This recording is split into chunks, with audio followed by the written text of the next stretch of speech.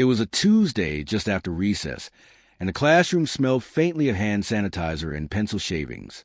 Miss Lawson had barely gotten through roll call when she clapped her hands and said, "All right, time for our What My Parent Does presentations." One by one, kids stood up and shared stories. A dad who was a firefighter, a mom who worked a bakery, a brother in the Army, who technically didn't count but still got applause. Then it was my turn. I stood slowly, holding an index card with my name written in purple ink. I was one of the quieter kids, smart, but not the type to raise my hand just to hear myself talk. I looked around the room, locked eyes with no one in particular, and said clearly, "My mom works at NASA." For a moment, silence. Then came the chuckles. Then laughter. Not the explosive kind, but the kind that spreads in waves, growing louder with each confused or amused laugh. "Wait, NASA?" Someone blurted from the back. "You mean like the space people?" "She's lying," another whispered, not quietly enough. Even Miss Lawson's expression shifted. She didn't laugh, but her eyebrows lifted slightly, like she, too, found it hard to believe. I blinked slowly. I didn't yell. I didn't run. I just stood there, face calm, hand steady. "Yes," I repeated. "She works at NASA.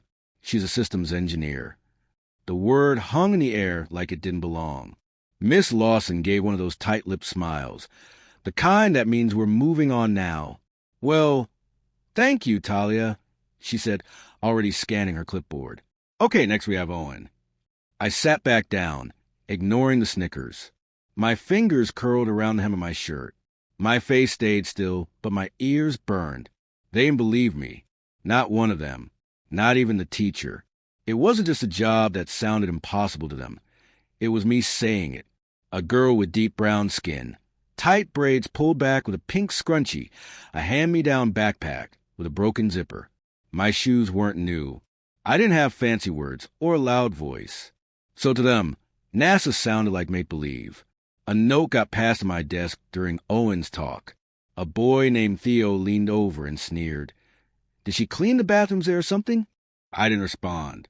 I didn't cry. But when the bell rang and everyone rushed for their backpacks, I stayed in my seat, eyes locked on the door. For the first time, I wished my mom had a different job. Something easier to explain. Still, I didn't stop believing it mattered. My mom once told me, "Some truths are too big for small minds. You just let them catch up." So I walked out of that classroom with my head high, even if my stomach felt tight. I wasn't embarrassed for myself. I was embarrassed for them. But the lesson wasn't over. Not for my classmates. And not for Miss Lawson, either. Our house sat near the edge of a quiet road in Mobile, Alabama. Pale yellow with green shutters. The kind of place where the porch light was always on before sunset. That afternoon, I walked in slower than usual, kicked off my sneakers, and headed straight for the kitchen, where the smell of garlic and onions told me Mom was home early. Dr. Renee Jefferson stood at the stove, stirring something in a big red pot. She didn't turn around right away. "You're late," she said, not harshly, just noting it. Had to stay back to wipe down the desks. I muttered. She turned, took one look at my face, and lowered the flame. "Talk to me." I fidgeted with my sleeves. They laughed. She didn't gasp. No dramatics. Just sat across from me and asked, "Why?" I told them you work at NASA. She nodded faintly. "And they didn't believe you." "Nope. One kid said maybe you clean the bathrooms." Mom let out a quiet breath, not a sigh, just a pause. "And what did you say back?" "I didn't." Miss Lawson moved on real fast, like she didn't want to deal with it. Mom's eyebrows twitched, but her voice stayed even. "Do you think you said anything wrong?" "No." "Then don't wear their ignorance like it's your mistake." We sat in silence for a moment. Then Mom said, "When I first told people I wanted to work in aerospace, my high school guidance counselor told me to be more realistic. Said I should consider secretarial work." My eyes widened. "Did it hurt?" "Yeah, but it also lit a fire." She turned off the stove. I wasn't angry at her. I was determined not to let her decide who I could be. I smiled a little. That was my mom, always calm, always strong. Then she said, I could come to your class. Parent Day is Friday, right? I blinked. You do that? She grinned. I was thinking maybe my NASA badge and that black blazer you hate. I laughed, real, from the belly laughter. Friday came fast. All week, whispers floated around classroom. A few kids tried awkward apologies. I was just joking. But most acted like nothing happened. By the time the morning bell rang, parents were filing in, a mechanic, a nurse, a few moms with Starbucks cups. Miss Lawson had set out store-bought cookies. Like that would make up for last time. I sat near the middle, backpack tucked under my chair. I was nervous, but not scared, just waiting. Then, right as Miss Lawson introduced the next speaker, the door opened. Dr. Renee Jefferson stepped in.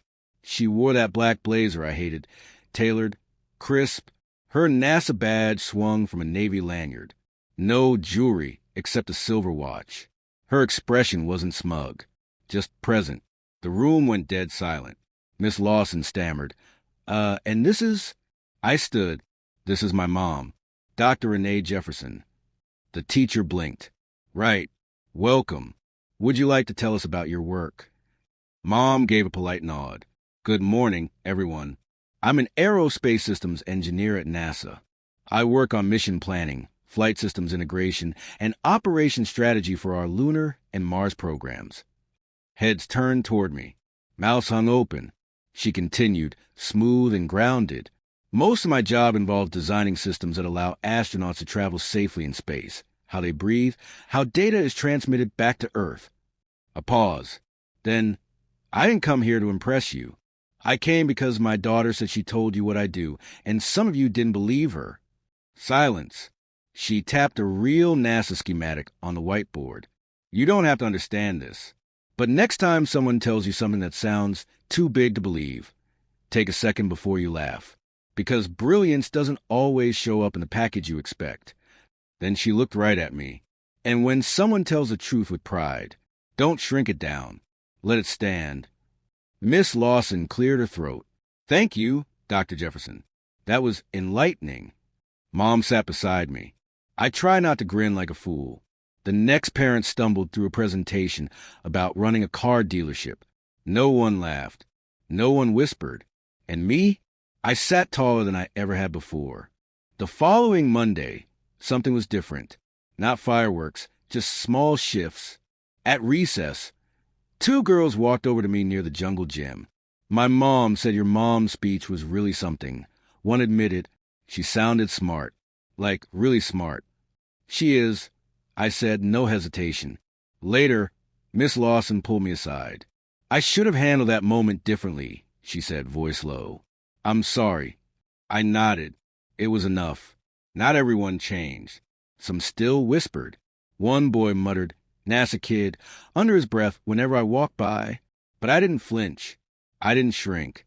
I raised my hand more in class, even when I wasn't totally sure I was right. Because now, even being wrong didn't scare me. One afternoon, a classmate sneered, "She thinks she's better than us." I looked up calmly. No, I just know I belong here. No argument after that. At home, Mom noticed a shift. I talked more at dinner. Drew diagrams of rockets instead of cartoons. Left a note on the fridge. I'm going to work there too. Love, Talia. One evening, as I sketched a satellite with solar panels shaped like flower petals, Mom watched me. Where'd you get that idea? Sunflowers. I said, how they move during the day. She smiled. You weren't trying to impress anyone. You were just solving a problem. Later, I asked, do you think they really believed me after you left? Some did. Some still don't. That's not something you control. So what do I do? You keep showing up. That's the hard part. Not just once, but over and over. You speak the truth even when it feels like no one hears it. I looked at her, not just as my mom, but as someone who'd fought through walls I'd never seen. Was it always as hard for you? She leaned back, sometimes harder, but I stopped waiting for it to get easy. I used to wish she had a normal job, something easier to explain. Now, I think it's cool, really cool. Mom tucked a braid behind my ear. I'm proud of you, not because of what you said in class, but because you said it anyway. At the end of the year, the class made a memory book. Under my photo, someone had written, "Most likely to launch something into space." I smiled, not because it sounded cool, but because this time they meant it. So the next time a child tells you something bold, don't rush to doubt. Don't reduce them to what you understand.